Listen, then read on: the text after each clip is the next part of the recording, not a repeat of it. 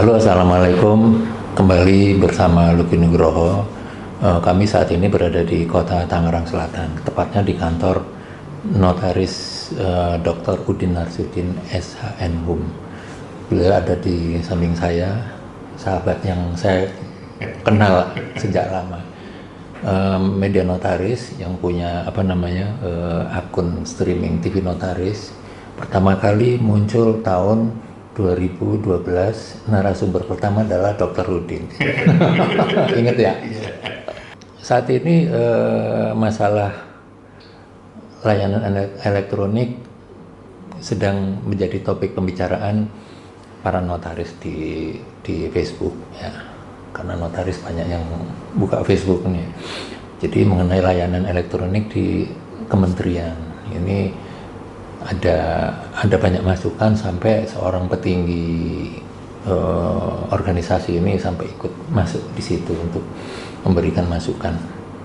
Kiranya sepertinya harus ada perbaikan nih di sistem itu sehingga pelayanan elektronik ini bisa berjalan sesuai dengan cita-cita, yaitu cepat, murah, dan bebas pungli. Nah, itu kan cita-citanya.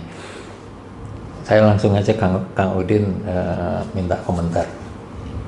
Ya, tentu dalam konteks layanan elektronik kalau berkaitan dengan notaris dan PPAT ya. PPAT. Kalau dengan notaris dengan layanan elektronik dalam konteks kewenangan notaris dan kemudian berikutnya gitu ya. Setelah akte sebetulnya dalam konteks notaris itu misalkan PT ya terkait dengan pengesahan PT gitu ya, sebetulnya udah dimulai dari tahun-tahun dahulu ya. Jadi artinya tidak melulu sekarang gitu ya, tidak melulu hari ini gitu ya. Jadi dari tahun sebelumnya sudah mulai berjalan dan sedikit banyak tentu itu katakanlah kita apresiasi gitu ya. Walaupun terakhir kalau bicara tentang PT misalkan pengesahan PT gitu ya, ada pemeriksaan substantif gitu ya. Nah itu yang mungkin masih lagi jadi problem ya, lagi jadi pertanyaan banyak pihak gitu ya, dalam hal sebetulnya apa sih esensi pemeriksaan substantif gitu ya. Padahal kan sudah ada akte notaris. Kalau sudah ada akte notaris, kementerian tinggal mengesahkan, kenapa harus dilakukan pemeriksaan substantif? Apakah kemudian bisa mengalahkan akte otentik yang dibuat dengan akte notaris? Nah itu satu hal ya dalam konteks notaris. Nah ada lagi dalam konteks kepPAT-an. Ya, dalam konteks kepPAT-an memang kita mengenal pelayanan elektronik gitu. Walaupun kalau kepPAT-an ini kita lihat lebih terlambat gitu ya. Lebih terlambat itu karena kalau bicara tentang layanan elektronik itu misalkan dalam konteks sertifikat elektronik itu masih sekarang sudah mulai berjalan gitu ya. Dulu ada Permen ATR nomor 1 tahun 2021 gitu ya, kemudian diubah dengan Permen ATR 3 2023. Nah sekarang layanan elektronik pun sudah menjangkau dalam konteks katakanlah misalkan peralihan hak atas tanah elektronik gitu ya. Nah tapi tentu kalau bicara tentang bagaimana titik-titik terkait dengan kita sebut sebagai kelemahannya bisa diurai dengan berbagai macam berbagai macam ragam. Artinya memang itu adalah keniscayaan, tetapi tentu harus diperbaiki dengan baik lah gitu ya. Oke, kita langsung ke tadi yang Anda sebut mengenai pemeriksaan substansi. Sehingga dari pemeriksaan itu muncullah sebuah keputusan.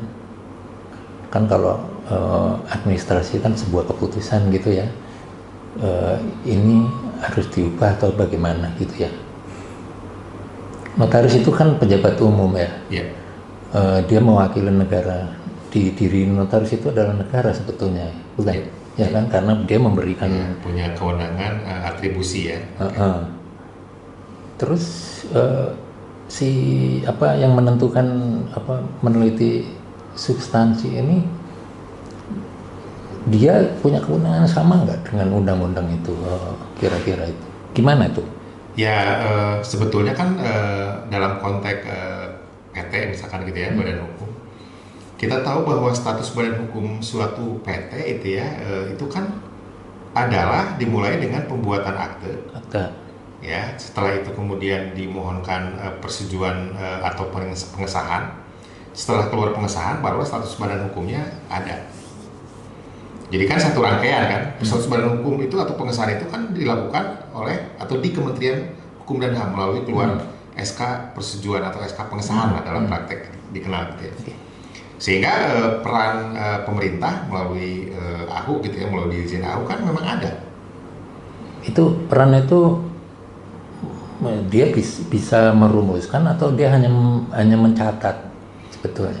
Ya kan dalam konteks PT ada dua kan, perubahan PT itu kalau dalam konteks pengesahan kan persetujuan gitu ya, persetujuan bahwa ini disahkan nih karena memenuhi syarat gitu ya. Kemudian dalam konteks perubahan juga kan perubahan itu ada yang hanya dilaporkan, ada yang memang kemudian harus mendapat persetujuan. Kalau dalam konteks katakanlah bagaimana peran pemerintah ya tadi bisa menerima pelaporan dan kemudian dia memberikan persetujuan. Karena kalau tidak ada persetujuan ya tidak mungkin kemudian bisa jalan kan status badan hukumnya gitu loh. Jadi artinya memang peran sentral pemerintah di sini adalah dalam konteks bahwa ini adalah badan hukum atau bukan kan gitu. Gitu. Jadi kalau bukan status badan hukum ya berarti kan bukan badan hukum. Berarti peran pemerintah itu memeriksa apakah sudah memenuhi syarat ya kan. Betul. Maksud dan tujuan misalkan, terus kemudian apalagi? Ya banyak hal ya. Itu banyak hal ya. Utamanya kan 3, undang-undang, ketertiban umum, kesusilaan kan. Undang-undang itu kan berbagai macam sisi kan. Itu siapa yang merumuskan, si notaris atau pemerintahnya? Ya kalau dalam konteks undang-undangnya tentu adalah pemerintah dengan DPR kan. Bagaimanapun kan apa yang dilakukan oleh pemerintah itu atau apa yang dilakukan termasuk oleh notaris dalam konteks undang-undang PT gitu ya. Dalam konteks undang-undang jabatan notaris juga kan tetap melewati DPR kan, melewati pemerintah kan gitu ya. Artinya sebelum dikeluarkan SK persetujuan ya, SK itu sudah diteliti kan oleh. Iya, itu yang berjalan dalam konteks sebelum istilah itu penelitian atau pemeriksaan substantif itu berjalan kan ya. Itu kan baru tanggal 27, ini kan masih hitungannya kalau dihitung masih 2 minggu lah ya.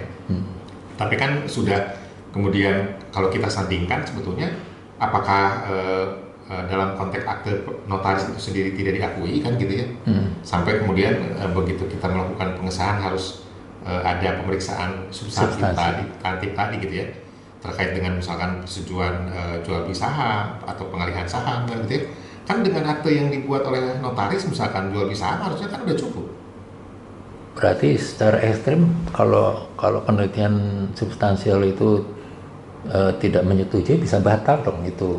Ya itu yang kita sayangkan ya. Artinya kalau misalkan seperti itu kan dengan pemeriksaan substantif itu kan mengkonfirmasikan kepada yang ngejual, misalkan dalam konteks jual beli saham ya, mengkonfirmasikan ke yang menjual saham, benar nggak sih saudara jual beli saham misalkan gitu ya. Kalau misalkan apa yang disampaikan pada saat pengesahan itu misalkan nomor teleponnya nggak ada atau emailnya nggak ada, itu kan jadi problem. Dianggapnya misalkan karena tidak dijawab, dianggapnya nggak benar gitu loh. Kan tidak juga seperti itu harusnya gitu loh. Makanya itu harusnya mungkin menurut saya harus dipikirkan lebih jauh lagi gitu ya terkait dengan akses dari konteks tadi pemeriksaan substantif tadi gitu. Jadi harusnya bagaimana supaya si pemerintah negara yang akan memberikan SK ini percaya bahwa itu memang terjadi proses peralihan saham dan sebagainya itu sudah memang sesuai aturan, itu bagaimana? Ya kalau dalam konteks aturan kan jelas. Jual beli saham itu memang tidak melulu hanya dibuat dengan akte notaris kan. Oh gitu. Juga di bawah tangan kan. Bisa di bawah tangan dan ada misalkan dalam konteks jual beli saham di bawah tangan lanjut dengan pembuatan risalah rapat misalkan ya oleh para pemegang saham bahwa memang ya terjadi jual beli saham nih. Kan tidak melulu hanya kemudian notaris gitu. Nah kalau kemudian sudah masuk ke dalam konteks akte notaris, itulah yang harusnya dipercaya bahwa sudah terjadi sesuatu gitu dalam konteks akte itu. Jadi bukan kemudian mementahkan, nanyain lagi kepada orang yang bikin aktenya gitu ya, benar nggak sih lu udah bikin jual beli saham kan rasanya berarti kan seolah-olah tidak mempercayai akte notaris. Padahal dalam konteks pembuatan akte notaris gitu ya, dalam hal PT gitu ya, baik itu PT pendirian maupun perubahannya itu kan itu amanatnya undang-undang. Kalau Amanatnya undang-undang. kalau cerita orang 42. kehilangan saham itu kenapa itu? Ya kan orang melakukan apapun dalam konteks kepentingan yang bersangkutan kan boleh-boleh saja dong.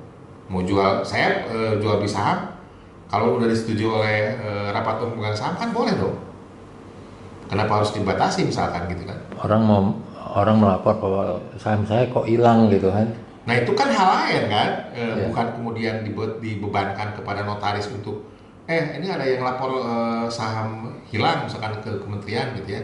Tapi kenapa kemudian menyalahkannya dalam tanda petik kepada notaris dengan menambah beban apa tadi yang disebut sebagai pemeriksaan substantif tadi gitu loh. Padahal undang-undang membolehkan ya jual beli Di bawah tangan di bawah tangan boleh ya, tanpa di depan notaris ya. Tanpa di depan notaris. Memang dalam konteks itu kan harus kemudian dibuat rapat umum pemegang saham kan. Bahwa ini dilakukan jual beli saham, ini ada jual beli sahamnya, dibuktikan walaupun di bawah tangan kan gitu ya. So, oke. Yang sering kejadian orang tiba-tiba kehilangan itu karena apa itu? Ya namanya juga orang kan gitu ya dalam konteks yang disebut sebagai niat jahat juga kan kita tidak tahu. Itu kan tidak bisa kemudian dijangkau dengan gampang kan. Kalau yang namanya niat, apalagi niat jahat kan gitu ya. Kan notaris juga tidak bisa kemudian menghindar dalam konteks yang seperti itu secara istilahnya secara serta-merta gitu. Kalau undang-undang PT-nya diubah misalkan peralihan saham harus di depan notaris itu bisa. Ya bisa aja, Ya. bisa aja nggak masalah. Ya itu tadi kan dalam konteks undang-undang PT itu sendiri beberapa macam yang katakanlah menjadi peluang orang melakukan dalam tanda petik penyelewengan ya. Rapat umum pemegang saham bisa dilakukan dengan telekonferensi. Oke. Itu juga kan problem kan. Rapat umum pemegang saham dilakukan dimanapun secara sirkuler. Ya benar nggak sih ditandatangani oleh para pihaknya itu loh. Kan itu juga tidak bisa diyakini dengan 100%. Beda dengan akte yang dibuat di hadapan notaris, tanda tangannya di hadapan notaris itu kan lain dong. Tapi undang-undang PT memang membolehkan gitu. Kan ini yang jadi masalah ya. Nah itu problemnya. Jadi jangan kemudian menyalahkan notaris padahal undang-undangnya sendiri memang mengatakan membolehkan gitu. Iya, boleh dengan sirkuler ya. Sirkuler, ya. Tanda tangan yang satu di sini, satu di Betul, sana. ya. Oke, jadi intinya sekarang ini ternyata layanan elektronik nggak terlalu, bukan nggak terlalu ya, nggak mulus, belum mulus ya, masih ada. Ya apa kalau itu dibilang verifikator atau apa? membantu banget, saya kan juga ngalami bahwa pengesahan PT itu manual kan. Ya itu pasti beda banget kan. Tetapi ya dalam konteks katakanlah regulasi yang terbaru tadi gitu ya, pemeriksaan substantif itu kan mengganggu yang sudah baik. Kenapa kemudian ada ini gitu loh, membenturkan dengan undang-undang ya yang memang menyebutkan akte notaris itu harus dipercaya kan, tapi ini dianggap bahwa ini nggak dipercaya nih, harus ditanyakan lagi nih ke orang yang tanda tangan aktenya gitu loh. Padahal, bener nggak gitu? Padahal produk akta notaris itu adalah negara itu. Iya kan notaris juga punya kewenangan atribusi kan. Iya. Berarti layanan elektronik ini yang digadang-gadang sebagai cepat dan sebagainya, murah dan sebagainya itu akhirnya bisa tergantung pada si peneliti. Nah itu problemnya, itu yang kalau yang penelitinya lelet atau bagaimana jadi kan lama. jarinya itu mau nggak? Ya bagaimanapun kalau misalkan tidak mau mencet ya kalau jarinya males. Iya bahasa kasar gitu loh Pak Luki. Iya. Sekarang kita coba ke ini pertanahan ya. Ya. Belum lama ini saya meliput seminar di Surabaya mengenai pertanahan. Itu ada notaris senior setengahnya tuh protes. Protes di depan forum diskusi yang mana itu oleh pejabat yang berwenang yang menerima protes itu. Kebetulan beliau berbicara bahwa dia menangani kliennya, saya lupa tuh. Ini biasanya cuma nggak sampai seminggu selesai, tapi ini sebulan lebih. Ini malah dengan layanan elektronik malah lebih lama daripada yang dulu. Ini gimana, Bapak? Gitu kan. Ternyata peserta yang iya benar tuh, oh, Pak, semua pada mengamini gitu loh. Jadi rupanya para PPA dan notaris ini mengalami hal-hal yang kayak begitu, gitu loh. Ternyata layanan elektronik itu ya bergantung pada manusianya juga. Gimana Anda punya? Ya kembali lagi ya, tadi saya sudah gambarkan dalam konteks notaris pun ya tetap orang. Nah, tidak beda dengan konteks ke-PPAT-an kan gitu ya, dimulai dengan pendaftaran tanah. Memang kalau dari sisi regulasi kan sebetulnya di dalam Undang-Undang Cipta Kerja gitu ya, juga disebutkan ya layanan elektronik itu ya bisa kemudian diluncurkan kan gitu ya. Jadi artinya kemudian ada PP 18/2021 disebutkan bahwa pendaftaran tanah elektronik itu termasuk penyimpanan data gitu ya, itu bisa dilakukan secara elektronik. Ya kemudian nanti akan diatur dalam peraturan menteri. Jadi berkaitan dengan itu kan memang sudah beberapa regulasi berkaitan dengan itu, dengan layanan elektronik tadi, misalkan sertifikat elektronik. Kemudian juga peralihan hak elektronik kan gitu ya. Pengecekan pun elektronik. Ya, Permen ATR 16/2021 kan disebutkan melalui elektronik. Nah, kalau tadi disebutkan terkait dengan membutuhkan orang juga, ya pasti. Ya, jadi dalam konteks sertifikat elektronik pun sampai kemudian jadi sertifikat elektronik kan melewati, kan sertifikat tetap dua unsur, ada data fisik, data yuridis. Bagaimana kemudian mengelektronikan atau merekam terkait dengan data fisik, data yuridis itu kan juga proses. Ada manusia pasti kan nggak ujuk-ujuk begitu sertifikat elektronik itu luncurkan gitu ya, maka data-data yang dulu disimpan melalui warka-warka tiba-tiba langsung jadi gitu kan, nggak mungkin, pasti kan diinput gitu ya. Nah itu orang kan. Kalau orangnya males ya tidak akan jadi gitu ya, elektroniknya males juga. Makanya dalam konteks misalkan menjadi BTL, kita sebut dalam praktek itu buku tanah BTL ya, tapi buku tanah elektronik, surat ukur elektronik kan gitu ya, sampai kemudian sertifikat elektronik. Nah sampai jadi sertifikat elektronik itu kan berarti fase-fase tadi, buku tanah elektronik sudah ada, berarti kan sudah terekam nih ya, kemudian surat ukur elektronik sudah terekam nih. Belum lagi misalkan ternyata dalam konteks perekaman tadi masih ada masalah terkait dengan overlapping dan seterusnya, itu hal yang memang harus dibereskan kan. Nah sampai ke sertifikat elektroniknya. Jadi artinya kalau tadi disebutkan kok lama, ya udah pasti mungkin di sisi perekaman datanya ini lama dan seterusnya, atau dalam konteks buku tanah elektroniknya misalkan ada masalah, itu juga pasti akan lama kan. Belum lagi misalkan karena ini menggunakan sistem kan pejabat yang verifikator lah, kita sebut sebagai verifikator ya, private verifikatornya juga kan ya manusia lah, ada tidurnya juga, ada dan seterusnya kan, tidak ujuk-ujuk bisa ini. Jadi kalau misalkan disebut masih lama dan seterusnya, itu ya manusiawi. Ya tapi ya kembali lagi, apakah ini misalkan akan berlanjut seperti itu, ya mudah-mudahan sih tidak ya. Begitu semuanya sudah terbukukan ya, tersertifikasikan gitu ya, dalam konteks elektronik, mestinya sudah tidak ada isu itu lagi. Tapi ya yang saya rasakan gitu ya, dalam konteks peralihan hak elektronik ya, sampai kemudian keluar SPS aja udah mungkin banyak ini ya, banyak hal yang harus dibereskan gitu ya. Anda mengalami nggak ketika perintah setor maupun pengecekan itu ada pernah mengalami sesuatu gitu? Ya kalau disebut pernah ya sering lah gitu ya. Sering. Jadi artinya tadi saya bilang kan pengecekan elektronik itu kan kalau kemudian sistemnya belum elektronik ya tidak akan jalan dong. Ya tadi BTL, buku tanah elektroniknya belum terekam, ya belum bisa lah dilakukan pengecekan kan. Nah siapa yang kemudian melakukan perekaman ini? Ya mereka lah. Kalau mereka nggak mau, gimana kan, bahasa kasarnya gitu ya.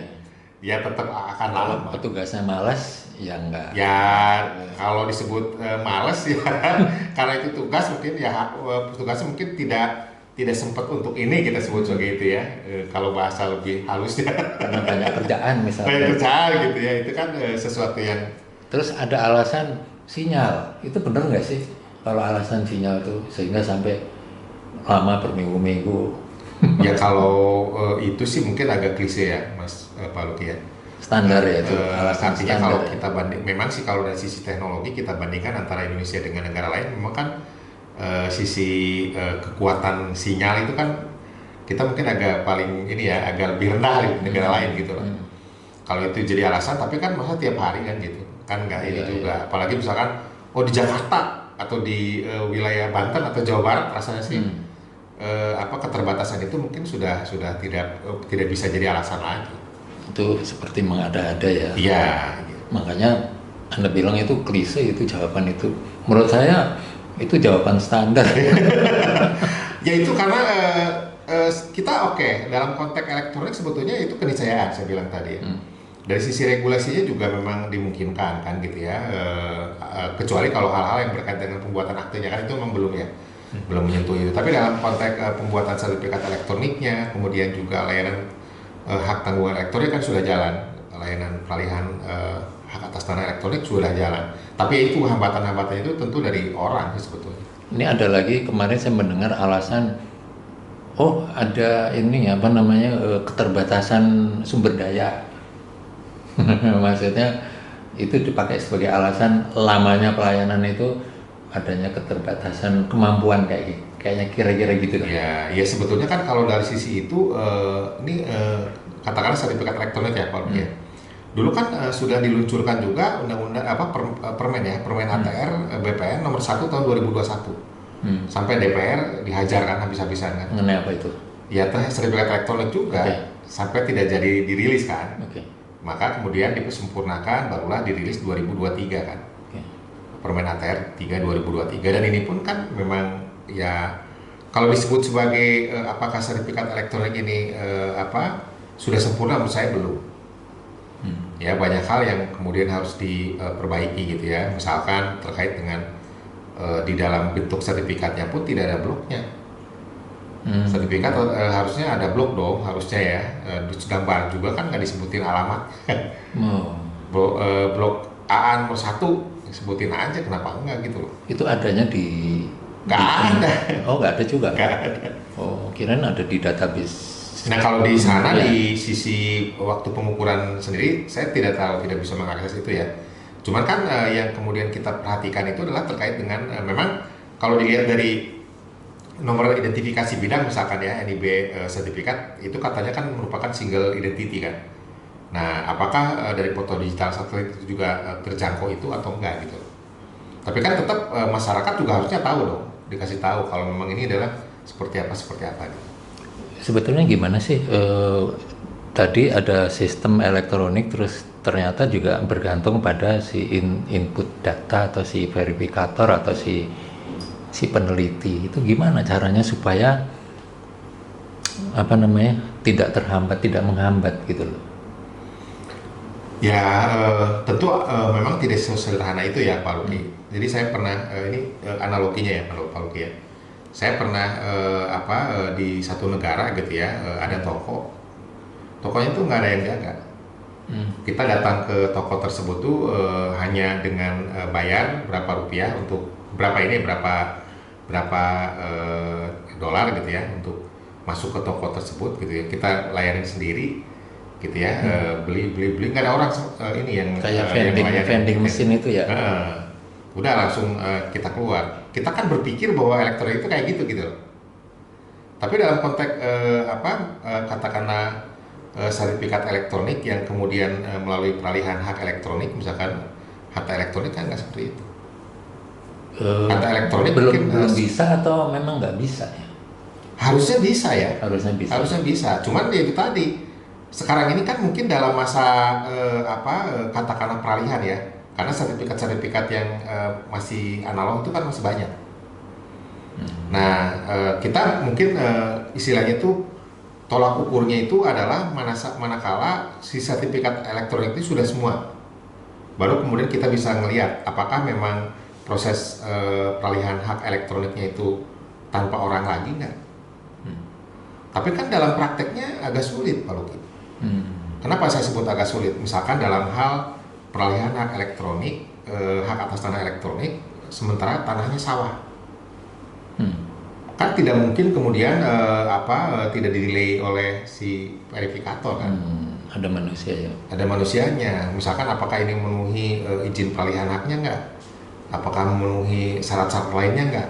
Nah itu juga kan tetap karena ketentuan terkait dengan hukum tanah Indonesia itu kan tidak sesimpel itu gitu. Oke. Dulu ketika sistem elektronik ini belum ada, itu adalah sistem manual. Ya, semua manual dengan cara birokrasi tertentu, kemudian bayar, terus kemudian terbit SK. Nah, ini ada pertemuan fisik gitu ya. Kalau dengan elektronik kan Potensi itu dikurangi, atau mungkin cita-citanya elektronik itu kan nggak ada sama sekali. Dengan catatan semua sudah tersistem dengan baik. Orang cukup pencet tombol, bayar, kemudian keluar SK gitu. Kira-kira begitu ya. Tapi sekarang masih belum bisa. ya yang saya alami ya belum. Kenapa saya sebut belum ya? Tadi saya bilang karena kan variasi terkait dengan layanan elektronik tadi, layanan dari akte jual beli misalkan ya.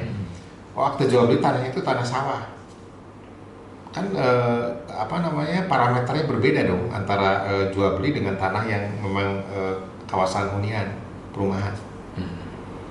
Nah artinya kalau kemudian tidak ada verifikator kan bisa kayak ini ya, langsung jadi itu bisa kacau gitu loh.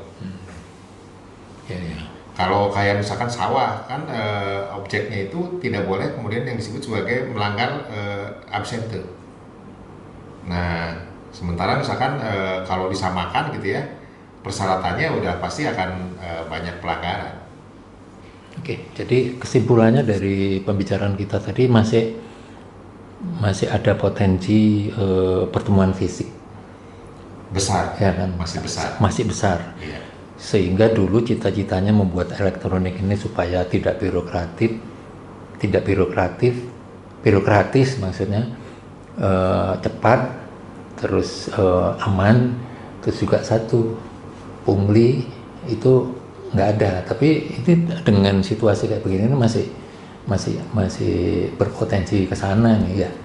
Ya ada hal-hal yang memang harus diperbaiki ya Pak Luki. Itu sih mau tidak mau, suka tidak suka itu harus diakui. Sementara dari sisi pemerintah sendiri tidak punya itu ya. Apa mereka punya? Setiap pekerjaan ini maksimal harus selesai tanggal sekian. Kalau nggak selesai kena sanksi, itu nggak ada ya. Ya sebetulnya di sisi pemerintah atau BPN sendiri kan mereka buat semacam zona kan. Itu kan yang dibilang ini udah merah, hijau, gitu hijau, ya, merah dan gitu kan. seterusnya gitu ya. Tapi kan, itu terlaksana nggak sih? nah itu yang karena kan tidak dibuka kan. Kita kan nggak tahu zona wilayah sini tuh merah kah atau tunggakan pekerjaan banyak kah kan gitu. Kalau dibuka mungkin kita bisa apakah lebih parah lagi atau gimana itu nggak tahu. Ya harusnya itu ya. Jadi gimana ya? Jadi budaya negara kita masih ya sebetulnya kalau dilihat dari undang-undang kan ada undang-undang keterbukaan publik kan. Nah apakah itu juga masuk ranah itu nggak? Harusnya kalau misalkan itu adalah merupakan layanan publik harusnya iya. Ya, nah sembari juga memang sisi PPAT-nya juga harus banyak bebenah juga. Di suatu tempat ada cerita bahwa ada golongan yang tidak suka dengan sistem baru karena mereka tidak bisa korupsi, mereka tidak bisa pungli karena sistem baru ini sudah menggerus. Ya akan mengancam itu. Ya itu sih mungkin sakwa-sakal ya, tapi ya bisa jadi sih. Karena kan kalau misalkan memang tadi saya sebutkan kayak contoh di luar negeri saya beli sesuatu di toko yang nggak ada yang menjaga kan, analoginya kayak gitu kan Pak Luki. Ya, seperti kita masuk ke MRT itu, kita cepet tempel aja itu Iya, kartu, iya. nggak ada petugasnya. Ya gitu sayangnya kan. itu tadi dari sisi pendaftaran tanah kan harus ada produk yang keluar. Hmm. Nah kalau misalkan tidak ada produk yang keluar ya mungkin nggak kayak beli jual beli di pasar aja gitu. Tapi karena ini sisi hukum tanahnya, pendaftaran tanahnya itu memang disebutkan apa yang disebut sebagai pendaftaran tanah, apa yang disebut sertifikat, apa yang disebut balik nama sertifikat itu kan menjadi pekerjaan juga gitu. Hmm. Eh, Baik pemirsa, ini adalah lemparan isu dari diskusi awal aja. Nanti kita bicara dengan sahabat-sahabatnya Kang Udin yang lain. Jadi nanti silakan aja nanti kalau ada yang mau Ya. meneruskan.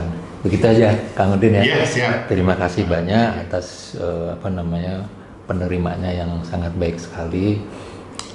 Saya juga banyak belajar nih. Baik, terima kasih pemirsa, terima kasih Kang Udin atas